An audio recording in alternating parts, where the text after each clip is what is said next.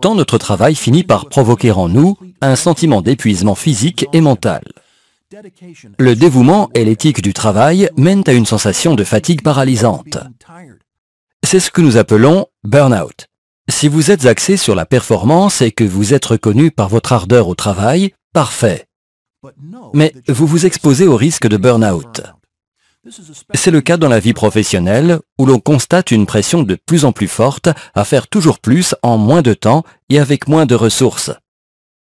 Alors, vous travaillez tellement dur que vous devenez aveugle aux symptômes de burn-out. Mais bonne nouvelle, vous pouvez y remédier. Et si vous êtes victime d'un burn-out, vous pouvez vous en sortir et redevenir focalisé, positif et productif. Donc, commençons de suite. D'abord, il faut différencier clairement le stress du burn-out. Le stress consiste en une sensation de pression due aux défis et aux contraintes rencontrées, par exemple les exigences élevées de votre chef, ou bien votre sentiment lors d'un concours d'admission à des études supérieures, ou encore le poids de votre prêt hypothécaire. Nous pouvons, en partie, contrôler certains événements, mais pas tous. Tout ce qui exerce une pression sur nous est communément appelé stress. Un léger stress fait partie intégrante de notre vie. Il peut rendre irritable, perturber le sommeil ou rendre anxieux. Mais un niveau extrême de stress peut entraîner de sérieux problèmes sur le plan mental, physique et émotionnel. C'est le burn-out. Alors que le stress est un léger fardeau, le burn-out est un sentiment débilitant de détachement, de démotivation grave et une impression de ne plus pouvoir faire face. Le burn-out peut être évité, mais très souvent nous sommes trop occupés à travailler et nous ne le voyons pas venir. Le nombre d'heures que nous passons au travail chaque jour constitue un des plus grands défis. Vous êtes quelqu'un qui travaille dur et qui évolue dans l'entreprise ou qui atteint les objectifs fixés? Bravo! Mais restez vigilant. Attention aux excès de responsabilité, d'heures de travail et d'objectifs plus ambitieux. La tendance est d'en faire constamment un peu plus, de maximiser votre performance mentale et de travailler toujours plus d'heures.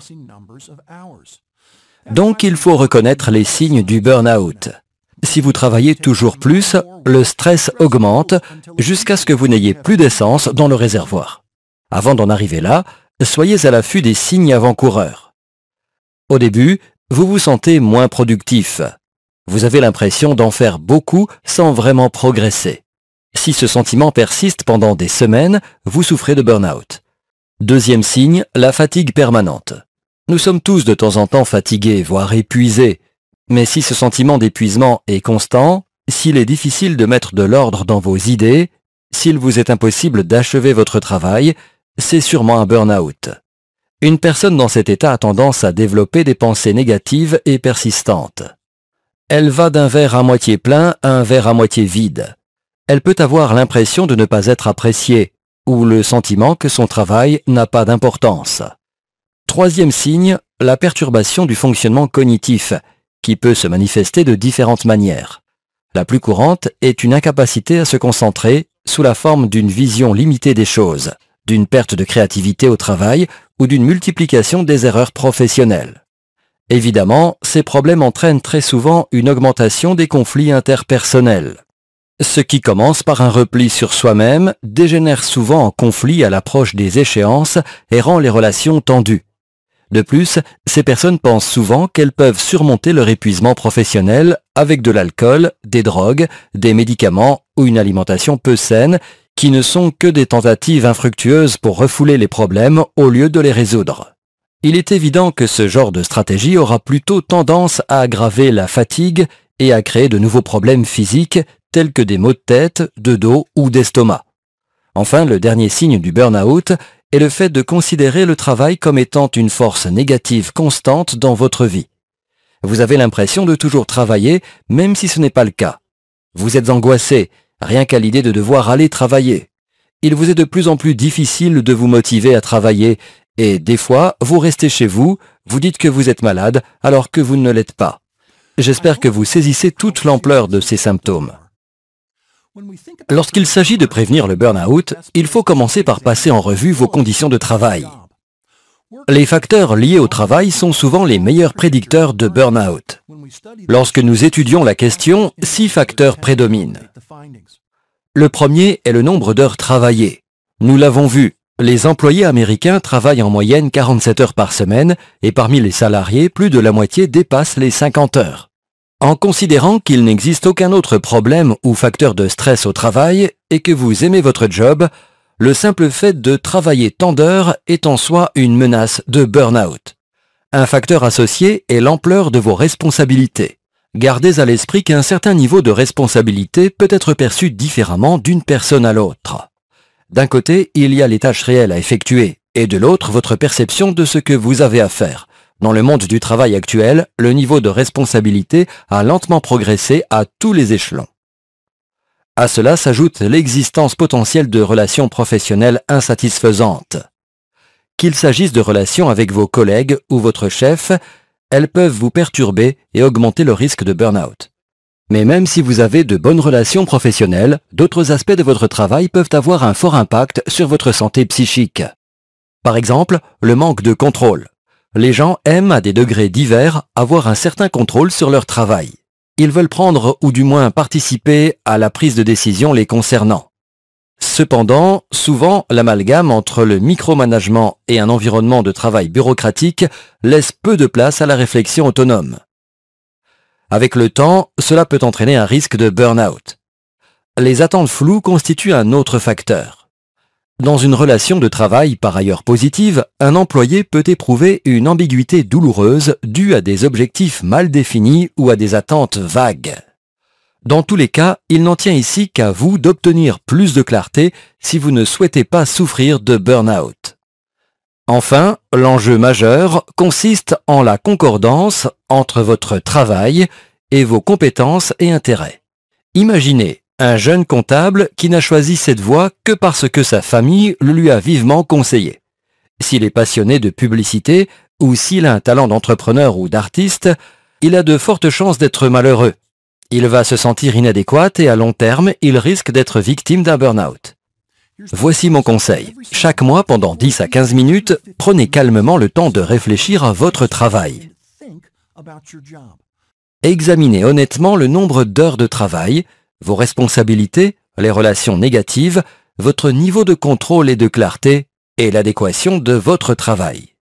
Cette évaluation peut constituer le point de départ d'une conversation nécessaire ou d'un plan pour changer de travail ou de vocation pour assurer une meilleure adéquation à vos besoins tout en évitant le burn-out.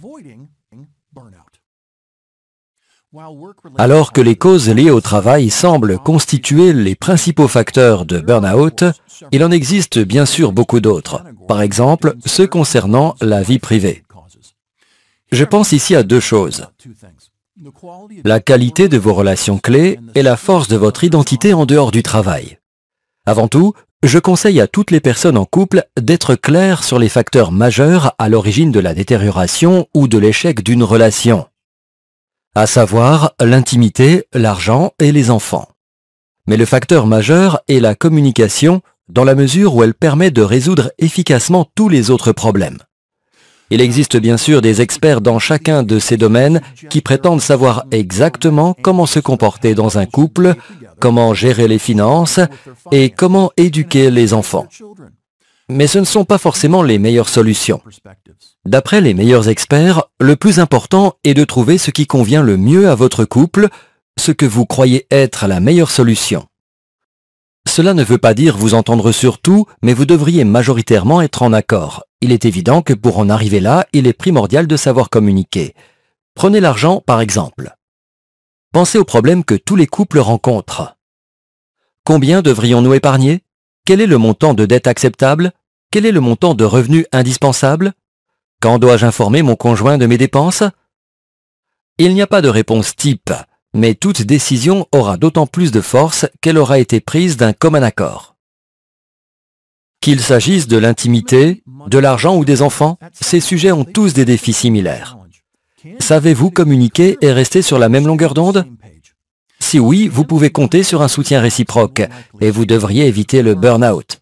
À l'inverse, si vous êtes en désaccord complet dans un de ces domaines majeurs, Le soutien mutuel s'affaiblira et l'écart entre vous se creusant, le risque de burn-out augmentera tant au travail qu'à la maison. Voyons maintenant le second aspect, relatif à votre identité en dehors du travail. La journée, vous êtes peut-être comptable, ingénieur ou manager. En dehors du travail, il est sain, voire vital, d'avoir d'autres identités. L'idée est simple. Votre santé psychique dépend de la force ou de la faiblesse de votre identité. Si votre seule identité est votre travail et que les choses n'y vont pas bien du tout, votre risque de burn-out est d'autant plus élevé. Si par contre, vous passez du temps à cultiver une identité forte en tant que parent, conjoint, bénévole ou coach, vous souffrirez moins si une de vos identités est menacée. C'est en ce sens que les hobbies sont si importants. Qu'est-ce qui vous passionne à côté de votre travail? Que ce soit le sport, la photographie ou le jardinage, toutes ces activités sont utiles en soi et vous permettent de surmonter la perte d'une autre identité. Votre identité au travail est très importante, mais les personnes équilibrées ne se définissent pas uniquement par leur travail. Commencez donc à mettre en pratique certaines de ces idées de manière à développer consciemment de multiples identités saines qui pourront vous aider à prévenir le burn-out. La dernière catégorie de facteurs pouvant contribuer au burn-out est liée à la santé. En particulier, l'alimentation, l'activité physique et le sommeil. Si cela vous intéresse, il est facile d'obtenir des informations de qualité dans des livres, sur des blogs ou encore auprès de spécialistes. Mais ici, voyons simplement pourquoi chacun de ces aspects est si important pour votre bien-être et voyons comment améliorer votre situation. Tout d'abord, l'alimentation. La plupart des médecins et nutritionnistes s'accordent à dire que vous n'avez pas besoin de suivre un régime ou de vous limiter à une alimentation saine. Il vous suffit de connaître et de respecter quelques principes de base. Tout d'abord, mangez de vrais aliments cuits ou crus, plutôt que des produits transformés qui prédominent dans les fast-foods et supermarchés. Ensuite, mangez de façon équilibrée, en consommant des aliments variés, tout en essayant de limiter les gras saturés et trans. Pour vos collations, préférez les fruits et légumes aux produits gorgés de sucre transformé. Limitez aussi vos petits plaisirs, en particulier les sucreries, les desserts et l'alcool. Vous pouvez bien sûr consommer tous ces aliments, mais avec parcimonie. Ils ne constituent un véritable problème que s'ils sont consommés régulièrement en grande quantité. Enfin, lors de vos repas, mangez une portion raisonnable et ne vous empiffrez pas. C'est l'un des moyens les plus simples et faciles pour perdre quelques kilos. Mangez assez de manière à vous sentir rassasié, mais pas ballonné. Vous verrez, cela deviendra de plus en plus facile si vous mangez de vrais aliments et pas des fabriqués. Bien sûr, pour des raisons personnelles ou morales, vous pouvez par exemple devenir végétarien et choisir de ne plus manger de viande, ce qui est honorable, mais le fait de suivre les conseils dispensés aura déjà un impact positif significatif. Passons maintenant à l'activité physique. La plupart des gens utilisent le rythme fou de la vie comme prétexte pour ne pas pratiquer de sport. D'après les études menées par les centres de contrôle des maladies, seuls 20% des Américains pratiquent l'activité physique minimale recommandée par le gouvernement et les organismes de santé, qui est d'au moins 2 heures d'activité d'intensité modérée par semaine. C'est tout. Soyons honnêtes, si vous ne trouvez pas 2 heures par semaine, vous avez un problème de gestion du temps. Vous devez de trouver ce temps. Enfin, en ce qui concerne le sommeil, la situation est similaire. D'après les experts, un adulte a besoin de dormir 7 à 9 heures par nuit, alors qu'en fait la durée moyenne est inférieure à 7 heures. Et c'est un choix qu'il faut absolument modifier. On se doit de trouver du temps pour faire du sport et aucune émission de télévision ni aucun travail important ne peut justifier un manque de sommeil régulier. Laissez-moi vous aider à prendre un bon départ en vous donnant 2 conseils utiles. Tout d'abord, commencez modestement. Par exemple, avec votre alimentation. Renoncez à l'alcool, à l'exception d'un verre, un soir en week-end, ou au dessert, sauf à des occasions particulières, 2 ou 3 fois par mois. Fixez-vous des objectifs et mettez-les à l'essai. Quant à l'activité physique, commencez par quelques kilomètres à pied 3 fois par semaine. Toute personne normale peut le faire et des médecins confirment que c'est très bénéfique. Faites-vous accompagner par un ami. Plus vous partagez le défi et le plaisir, plus vous discutez, moins vous vous ennuyez, et très bientôt vous pourrez franchir une autre étape. Concernant l'alimentation et le sport, pas besoin de devenir un professionnel pour éviter le burn-out et être en bonne santé. Trouvez juste votre première étape. Faites-en une habitude et vous serez sur la bonne voie.